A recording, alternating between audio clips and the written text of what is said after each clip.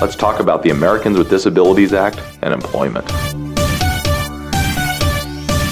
So the big question, who exactly is covered under ADA Title I law? Title I employment provisions apply to private employers, state and local governments, employment agencies, and labor unions. Employers with 25 or more employees were covered as of July 26, 1992.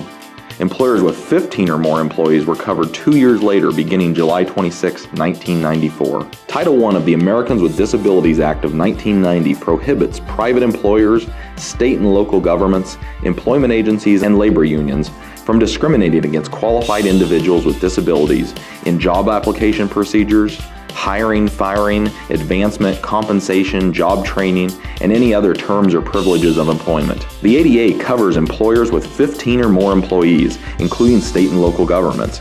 It also applies to employment agencies and to labor organizations. For entities covered under Title I, what exactly does that mean for the business? Job application procedures, hiring and firing, advancement, compensation, training, and any other terms and conditions of employment, including recruitment, advertising, tenure, layoff, leave, fringe benefits, and all other employment-related activities. And speaking on that point, who exactly is protected under the ADA? Discrimination in employment is prohibited against qualified individuals with disabilities. This includes applicants for employment and their employees. An individual is considered to have a disability if he or she has a physical or mental impairment that substantially limits one or more major life activities, and has a record of such employment, or is regarded as having such an impairment. Persons discriminated against because they have a known association or relationship with an individual are also protected. Under the ADA, who exactly qualifies as a person with a disability? A qualified individual with a disability is a person who meets legitimate skill, experience, education, or other requirements of an employment position that he or she holds or seeks, and one who can perform the essential functions of the position with or without the reasonable accommodations. Do I have to give job preferences to people with disabilities? An employer is free to select the most qualified applicant available and to make all decisions based on reasons unrelated to a disability. Now, we hear a lot about reasonable accommodations, but what exactly are reasonable accommodations? A reasonable accommodation is any modification or adjustment to a job or the work environment that will enable a qualified applicant or employee with a disability to participate in the application process or to perform any essential job functions. Reasonable accommodations also include adjustments to ensure that a qualified individual with a disability has the same rights and privileges in employment equal to those employees without disabilities. I get that, but what are some examples of those accommodations? Some examples of those would be restructuring a job, modifying work schedules, acquiring or modifying equipment, providing qualified readers or interpreters, or appropriately modifying examinations, training, or any other programs that that person may have access to. An employer is only required to accommodate a known disability of a qualified applicant or employee.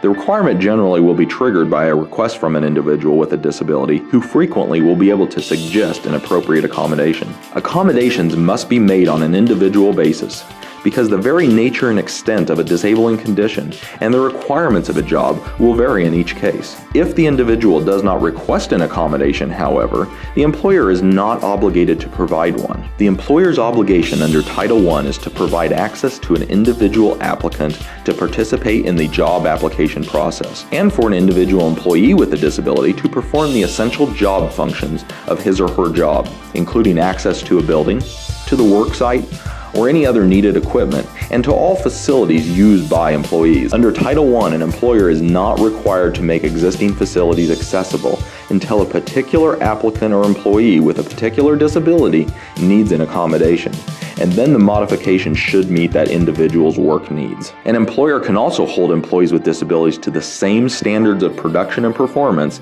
as any other similarly situated employees without disabilities for performing the essential job functions with or without reasonable accommodations. An employer can also hold employees with disabilities to the same standards of production and performance as other employees regarding marginal functions, unless the disability affects the person's ability to perform those marginal functions.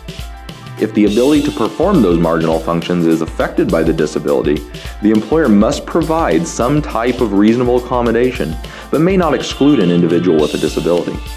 Now here's a big one. Are people who are currently using illegal drugs covered under the ADA? No. Individuals who are currently engaging in the illegal use of drugs are specifically excluded from the definition of a qualified individual with a disability protected by the ADA when the employer takes action based on the basis of their drug use. And to follow up on that one, are alcoholics covered under the ADA? Yes. A person who currently uses alcohol is not automatically denied protection. An alcoholic is a person with a disability and is protected by the ADA if he or she is qualified to perform the essential functions of that job. An employer may be required to provide an accommodation to an alcoholic. However, an employer can discipline, discharge, or deny employment to an alcoholic whose use of alcohol adversely affects the job performance or their conduct.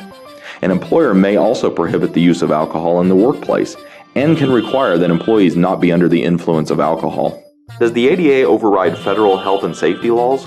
The ADA does not override health and safety requirements established under other federal laws, even if a standard adversely affects the employment of an individual with a disability. If a standard is required by another federal law, an employer must comply with it and does not have to show that the standard is job-related and consistent with business necessity. ADA employment laws covered under Title I also extend to discrimination based upon association or relationship with somebody. Let's explore that. The ADA prohibits discrimination based on relationship or association in order to protect individuals from actions based on unfounded assumptions that their relationship to a person with a disability would affect their job performance, and from actions caused by bias or misinformation concerning certain disabilities. For example, this provision would protect a person whose spouse has a disability from being denied employment because an employer's unfounded assumption that the applicant would use excessive leave to take care of the spouse. It also would protect an individual who does volunteer work for people with HIV and AIDS from disciplinary employment action motivated by that relationship or association. And what type of record keeping does an employer need to maintain concerning disability law? An employer must maintain records such as application forms submitted by applicants and other records related to hiring, requests, reasonable accommodations, promotion, demotion, transfer, layoff or termination, rates of pay, or other terms of compensation. If a charge of discrimination is filed or an action is brought by EEOC or the Equal Employment Opportunity Commission, an employer must save all personal records related to the charge until the final disposition of the charge. An employer can also establish attendance and leave policies that are uniformly applied to all employees regardless of disability, but may not refuse leave needed by an employee with a disability if other employees do get such leave. An employer may also be required to make adjustments in leave policy as a reasonable accommodation. The ADA requires that employers post notice describing the provisions of the ADA. Oftentimes we'll find these in break rooms. It must be made accessible, as needed, to individuals with disabilities. A poster is available from the EEOC summarizing the requirements of the ADA and other federal legal requirements for non-discrimination, for which EEOC has enforcement responsibility. EEOC also provides guidance on making the information available in accessible formats for people with disabilities. So, concerning Title I, who exactly enforces the ADA? An individual or a specific class of individuals or their representative alleging discrimination may file to have ADA enforced.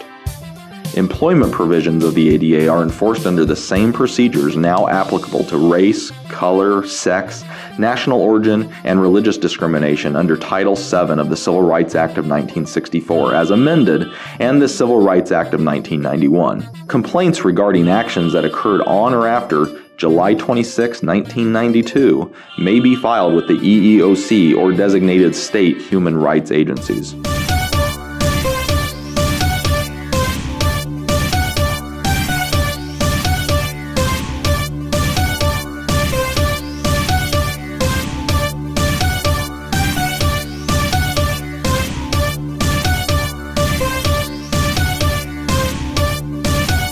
Hi, is this the EEOC?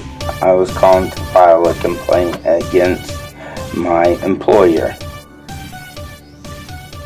Okay, thank you. And concerning that, what types of remedies are available? There are many available remedies. Some of those include hiring, reinstatement, promotion, back pay, front pay, restored benefits, reasonable accommodation, attorney's fees, expert witness fees, and all court costs. Compensatory and punitive damages also may be available in cases of intentional discrimination, where an employer fails to make a good faith effort to provide a reasonable accommodation.